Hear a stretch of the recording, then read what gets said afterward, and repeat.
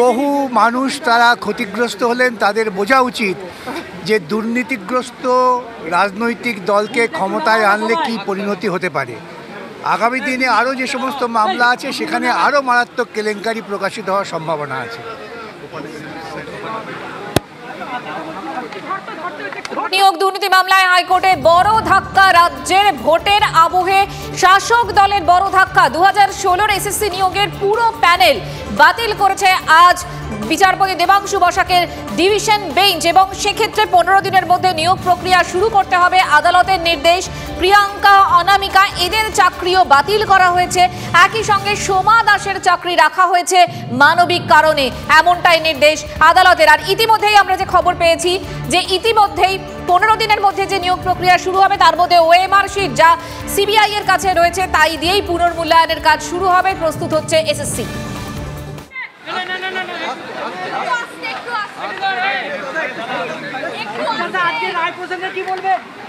আজকে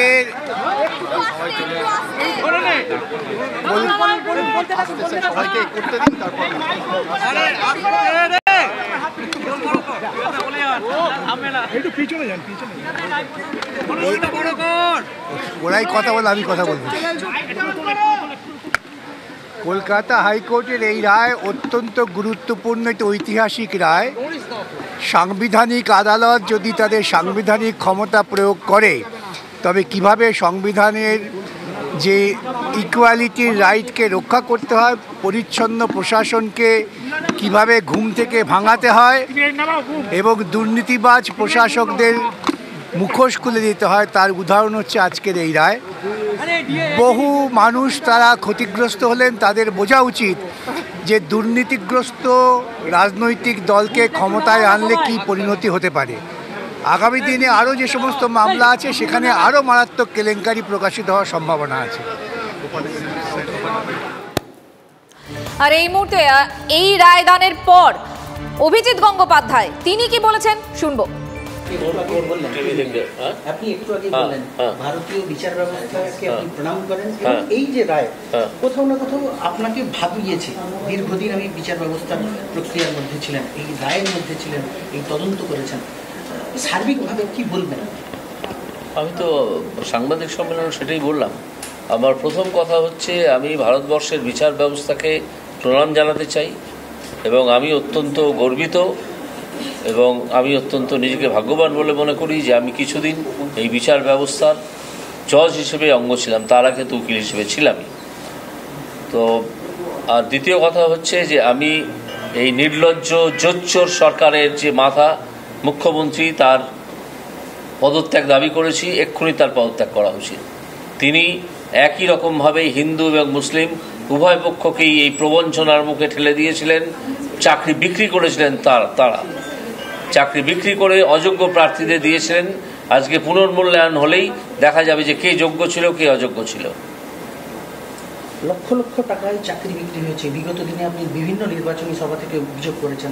প্রাক্তন শিক্ষামন্ত্রী তিনি জেলে রয়েছেন, তার বান্ধবীর বাড়িতে কোটি কোটি টাকা উদ্ধার হয়েছে।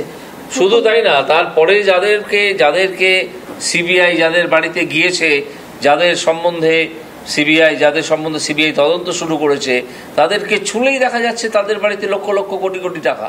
কোথা থেকে আসছে এই টাকা? চাকরি বিক্রি তো হয়েছে, প্রাথমিকেও হয়েছে।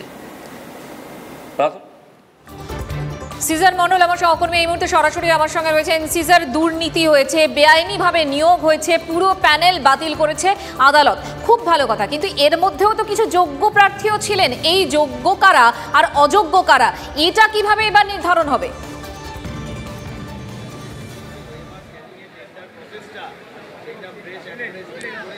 দেখো, ইতিমধ্যেই যেটা আমরা জানতে পারছি, এসএসসি এই গোটা ওএমআর সিটের পুনর্মূল্যায়ন শুরু করছে এবং 15 দিনের মধ্যে যে নতুন প্যানেল তৈরি করার কাজ শুরু হবে, সেক্ষেত্রে এই যে 13 ধরনের দুর্নীতি, যেটা আজকে আদালত খুব স্পষ্টভাবে বলেছে 13 ধরনের দুর্নীতি এই গোটা নিয়োগ প্রক্রিয়াতে হয়েছে। সেখানে এই ওএমআর সিট বিকৃতি থেকে শুরু করে ভুয়ো সংস্থাকে বা ব্ল্যাকলিস্টেড সংস্থাকে ওএমআর মূল্যায়নের দায়িত্ব দেওয়া থেকে শুরু করে বেআইনিভাবে এই বরাত দেওয়া এবং সামগ্রিকভাবে ব্ল্যাঙ্ক ওএমআর দেওয়া, এতগুলো যে দুর্নীতি, সেই দুর্নীতি পুনর্মূল্যায়নের ক্ষেত্রেই কিন্তু ধরা পড়বে। এবং সেই জায়গা থেকে যারা আজকে দাঁড়িয়ে, আমরা কথা বলছিলাম এরকম বেশ কিছু চাকরি প্রার্থীর কাছে যারা চাকরি পেয়েছিলেন, আদালতের নির্দেশে চাকরি পেয়েছিলেন এবং সেটাই আদালতের নির্দেশেই আবার তাদের চাকরি গেল, কিন্তু তারা কিন্তু তারপরও আশাবাদী, তারা নিজেরা মনে করছেন তারা জেনুইন ক্যান্ডিডেট, তারা পরীক্ষা দিয়েছিলেন, সঠিকভাবে তাদের মূল্যায়ন হলে তারা আবার চাকরি পাবেন। এই জায়গাতে আশা বুক বেঁধেই কিন্তু এই চাকরি প্রার্থীদের যে গোটা প্যানেল, যে প্রশ্নটা তুমি করলে যে এর মধ্যে যারা যোগ্য প্রার্থী ছিলেন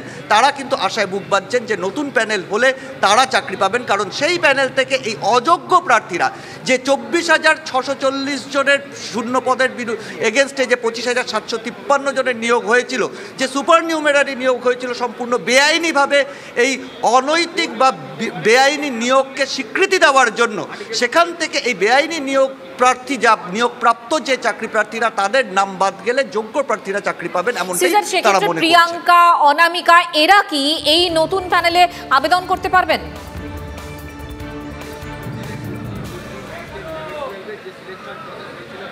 অবশ্যই তারা পারবেন এবং সেখানে তাদের কিন্তু যোগ্যতা, সেই যোগ্যতা প্রমাণ করতে হবে। অর্থাৎ তাদের যে মূল্যায়ন, যখন পুনর্মূল্যায়ন হবে সেখানে দাঁড়িয়ে বাকি চাকরি প্রার্থীর যাদের যোগ্য প্রার্থী তাদের মূল্যায়নের সঙ্গে অ্যাটপার করে সেখানে দাঁড়িয়ে তাদের অবস্থান কি, তাদের মেধার মান কোথায় দাঁড়িয়ে, সেই অনুসারেই কিন্তু তারা চাকরি পাবেন এবং চাকরি পাওয়ার সম্ভাবনা, তাদের সুযোগ রয়েছে।